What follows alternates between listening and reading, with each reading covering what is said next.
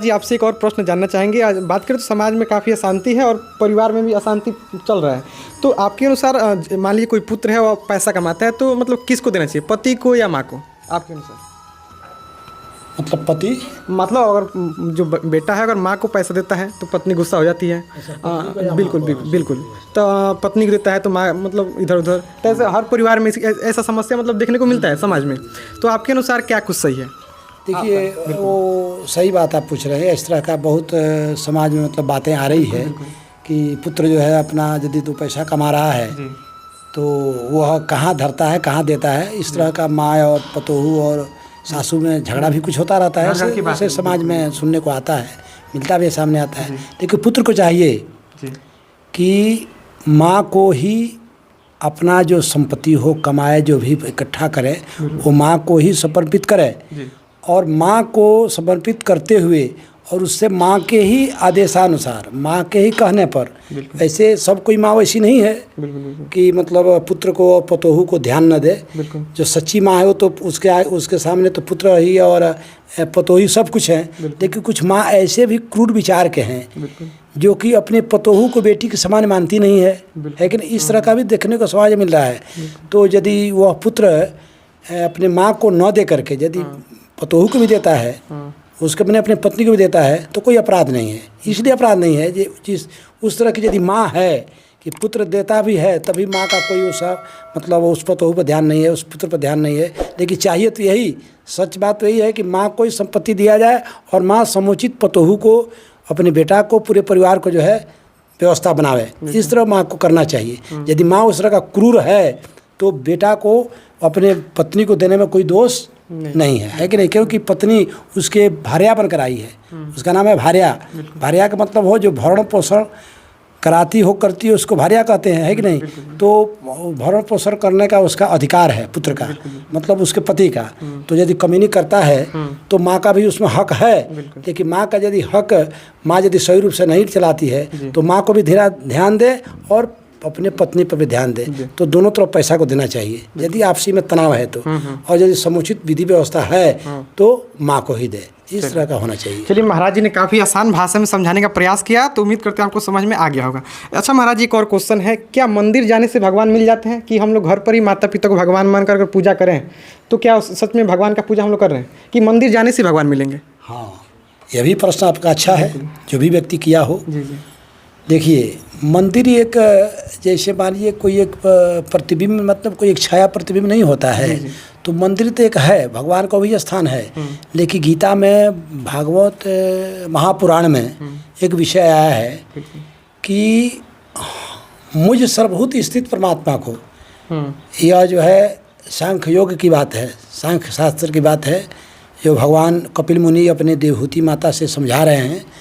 तो वहाँ पर बड़ी सुंदर विषय आया है कि हम सर्वभूत स्थित परमात्मा को जो उपेक्षा करके और मेरे विग्रह यानी मंदिर में और विग्रह का ही सेवा करता हो, और सर्वभूत स्थित मैंने माता पिता भी भगवान के रूप हैं, हमारे परिवार भी भगवान के संतान हैं, सभी भगवान के ही हैं, और उनको हम उपेक्षा करके और केवल मंदिर में ही घंटी डुलाते हैं तो भगवान उससे खुश नहीं होते हैं। इसलिए हम सभी को समुचित देखते हुए तब मंदिर में नमन करेंगे तो हमारे लिए पूजा होगा। यदि हम अपने परिवार को विघ्न डाल करके, परिवार में अशांति डाल करके, परिवार का उपेक्षा करके केवल मंदिर का ही सेवन करते हैं तो भगवान उससे खुश नहीं होंगे। इस तरह के भाव होना चाहिए कि सबको जो है सेवा करें, अपने माता पिता का सेवा करें। पहले भगवान हमारे माता पिता हैं, तब हम मंदिर में जाएंगे। चलिए, इस बात को भी महाराज जी ने काफ़ी अच्छे ढंग से रखा और कि सबसे बड़ा भगवान आपके अनुसार माता पिता ही हैं। माता पिता बिल्कुल। तो जो भी लोग माता पिता को छोड़कर भगवान का दर्शन कर मतलब तमाम तरह के धाम घूमते हैं, माता पिता का ध्यान नहीं रहता, भगवान प्रसन्न नहीं रहते, तो उससे भगवान को मतलब उन पर कोई प्रभाव नहीं पड़ता। बिल्कुल। अच्छा महाराज जी, आजकल बात करें तो समाज में कहें तो हम भी समाज में भाई भाई को देखना नहीं चाहता है। ऐसे भी मतलब हर घर में अगल बगल सुनने को मिलती है कि भाई होता है वह भाई को देखना नहीं चाहता है। तो भाई को मतलब भाई में संबंध कैसा बन रहा है? अच्छा संबंध, मान ली 2-3 भाई हैं तो उसमें उनमें अच्छा संबंध कैसा बने? कुछ उसके लिए रामबाण उपाय हो तो बताइए ना। हाँ ठीक है, मतलब भाई भाई में संबंध अच्छा कैसे? भाई भाई में संबंध अच्छा रहेगा। भाई भाई में संबंध तब अच्छा रहता है कि देखिए, भाई से कोई बात को छिपाना नहीं चाहिए। जब भाई भाई में अंतराल कब पड़ता है, जब उसके अंदर जब कपट हो जाता है कोई ना कोई, जब कपट आता है ना तो भाई में दुराव होना प्रारंभ हो जाता है। तो इसलिए अपने दिल के बातों को, अपने दिल के दुख को, सुख को सब भाई के साथ शेयर करना चाहिए। तो इससे होता क्या है कि भाई के मन में भाव जगता है कि हमारा भाई हमसे कोई कपट नहीं रखता है। तो जब एक दूसरे से कपट नहीं रहेगा तो उससे भी वो कपट नहीं रखेगा, है कि नहीं। तो कपट न रखते हुए यदि भाई के साथ हम संबंध रखें, दुख में सुख में सब में हाजिर हों, तो वह भाई का प्रेम निभाता रहता है कि नहीं। और ज्यों ही कपट आता है ना तो भाई भाई में जो है दुराव हो जाता है, और दुराव होने का ही कारण होता है आपसी कपट रखना। इसलिए भाई भाई में कोई कपट नहीं होना चाहिए, है कि नहीं। एक तो हम यदि एक माँ बाप के गर्भ से पैदा लिए हैं, माँ के द्वारा पिता के द्वारा हम पैदा लिए हैं, संसार में आए हैं, तो हम दोनों वस्तुतः एक हैं। देखने के लिए दो शरीर हैं, है कि नहीं। देखिए हम सब उसी माता पिता के जड़ हैं, जड़ से हैं। तो इसलिए हम आप में कोई तरह का मतलब दुर्व्यवहार और दुर्भावना नहीं होनी चाहिए, और आपसी कपट छल नहीं होना चाहिए। कपट छल जब ही आएगा तो भाई में दुराव प्रारंभ हो जाएगा, है कि नहीं। इसलिए दुराव न रखने का मुख्य कारण है आपस में कोई तरह का कपट छल न रखना। और यदि कपट छल है तो वही दुराव का कारण बन जाता है। इसलिए हम अब जो चाहते हैं कि हमारे समाज में हमारे भाई भाई में प्रेम बना रहे तो कपट छल से रहित हो जाए। अच्छा महाराज जी, बात करें तो शादी से पहले तो 90% भाई लोग ठीक रहते हैं, लेकिन शादी के बाद ही यह बात आता है, जो तनाव वाला बात है, आपसी मतलब बात विवाद होता है, या शादी के बाद ही क्या होता है, आखिर बताइए। शादी के बाद होने का कारण पड़ता है कुछ ही कि जब घर में महिला जाती है ना, पत्नियाँ जाती है, तो वो लोग भी अपना तनाशाई उसमें कुछ करने लगती है, और ये जीव जो है थोड़ा सा मतलब संसार में झुका रहता है।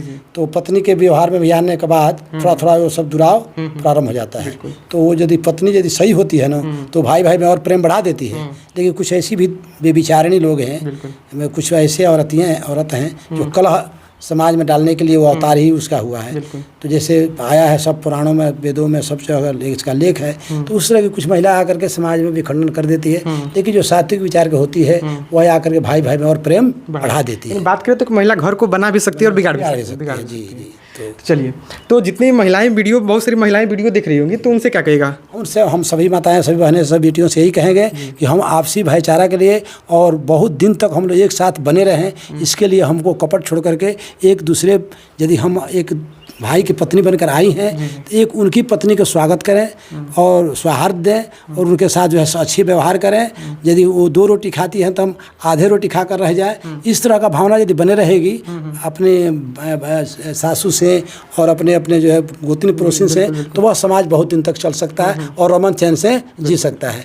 जब ही स्वार्थवाद वहाँ शुरू करेंगे हम, जब ही मैं ही श्रृंगार करूँ, मैं ही सब कुछ करूँ और कोई न करे, तो इस तरह की भावना रहेगा तो दुराचार और दुर्व्यवहार समाज में बढ़ता जाएगा और जो है बेविचार बढ़ता जाएगा। इसलिए एक दूसरे का सेवा का भावना रखे, एक समझे कि मेरी बहन है, मेरी मतलब बेटी समान है, मेरी माँ के समान है। इस तरह की जैसे नई आई हुई दुल्हन यदि इस तरह का व्यवहार करेगी अपने परिवार में, तो वह घर में रमन चैन रहेगा और वह परिवार रामराज हो जाएगा और शांति जीवन जी सकता है परिवार। चलिए महाराज जी से तमाम बातों को जानकर काफ़ी खुशी, हमें भी काफ़ी उम्मीद करते हैं आपको भी कहीं ना कहीं अच्छा लगा होगा। देखिए, बात करें अगर देश को मजबूत बनाना है, गांव को मजबूत बनाना है, तो सबसे पहले खुद मजबूत बनना पड़ेगा, परिवार को मजबूत करना पड़ेगा। इन परिवार में जितना भी वाद विवाद है उसको सबको हटाना पड़ेगा। परिवार में जब तक शांति नहीं रहेगा तब तक कोई भी गाँव समाज शांत नहीं रह सकता। क्या महाराज जी? हाँ, ये तो बात सही है। और देखिए, ये तो आप अगर सही बात है, लेकिन आप मतलब आपसे हम कहेंगे, सबसे कहेंगे कि देश को मजबूत बनाने के लिए सबसे बड़ा ताकत है शिक्षा। शिक्षा, बिल्कुल बिल्कुल।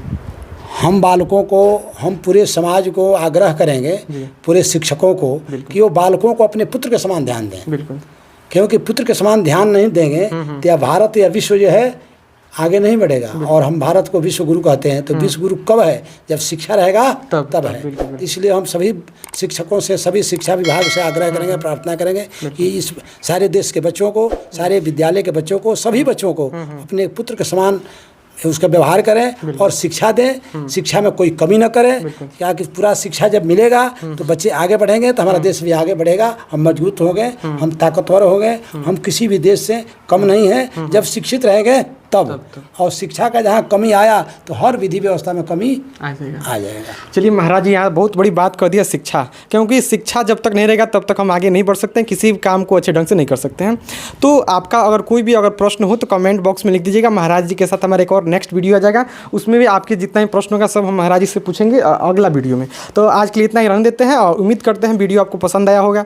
हम जो भी महाराज जी वीडियो देख रहे हैं उनसे क्या कहिएगा, वीडियो को क्या क्या करना है, शेयर करना है कि नहीं, दूसरे के पास पहुँचाना है? हाँ, सबके पास पहुँचाएँ, सभी जो है सबके पास पहुँचाएँ। और हम बालकों से भी आग्रह करेंगे, जितने बच्चे हमारे यहाँ विद्यार्थी हैं, जो भी हमारे विद्यार्थी छोटे बड़े देख रहे हैं, सभी विद्यार्थी से आग्रह करेंगे, हमारे सभी सारे विद्यार्थी हमारे भी पुत्र के समान हैं। हम यदि एक गुरु के स्थान पर, एक संत के स्थान पर हैं, तो हम सबके लिए प्रार्थना करेंगे, सभी बच्चों से और भगवान से भी प्रार्थना करेंगे कि सभी बच्चों की सद्बुद्धि हो और अपने गुरु को माता पिता के समान उनको भी स्थान दें और उनको भी आदर दें और शिक्षा पर विशेष ध्यान दें। विशेष सांसारिक वस्तुओं पर ध्यान देंगे तो आपकी शिक्षा में कमी आएगी, कटौती होगी। इसलिए शिक्षा को कटौती न करने के लिए आप जो है सांसारिक विषयों पर ध्यान न दे करके शिक्षा पर ध्यान दें। हम सभी बच्चे से आग्रह करेंगे, छोटे बड़े जो भी मेरी बच्चियां हैं, जो भी बच्चे हैं, सभी लोग शिक्षा से जुड़े रहेंगे और शिक्षा में आगे बढ़ेंगे तो हमारा देश आगे बढ़ जाएगा। हम भी अपने गौरवान्वित हो गए, हम भी अपने आप को कहेंगे कि हम भारतवासी हैं, हम बहुत बड़े शिक्षित देश के एक वासी हैं, हम भी अपने को गौरवान्वित होंगे। इसलिए हम सभी बच्चियों से भी आग्रह करेंगे, बच्चों से भी आग्रह करेंगे कि सभी लोग शिक्षा पर ध्यान दें,